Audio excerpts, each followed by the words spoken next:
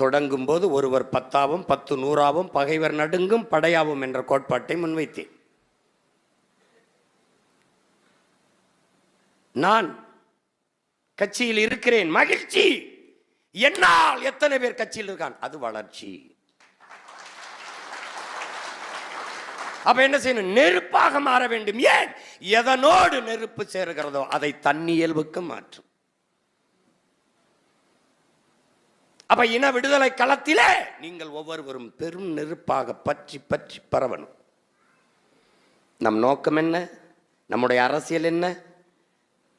நம் இலக்கு என்ன? நம் பயணம் எதை நோக்கியது? இதை எடுத்து எடுத்து உடன் படித்தவர்கள், உடன் பிறந்தவர்கள், தோழர்கள், நண்பர்கள் எல்லாரிடத்திலும் பேசி பேசி பேசி பேசி பற்ற வைத்துக் கொண்டே இருக்க வேண்டும். அந்த நெருப்பு தான் புரட்சி தீயாக பற்றி பரவும்.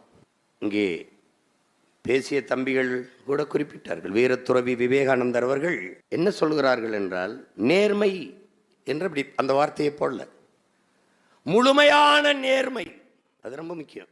அதுக்கப்புறம் புனிதம் என்ற ஒரு வார்த்தையை சொல்றாங்க. முழுமையான நேர்மை, புனிதம், எதையும் எளிதில் வென்று முடிக்கக்கூடிய ஆற்றல் பெற்ற இளைஞர்கள் 50 பேர் இருந்தால் போதும், இந்த உலகத்தையே புரட்சிகர மாறுதலுக்கு கொண்டு வந்து விட முடியுங்கிறது.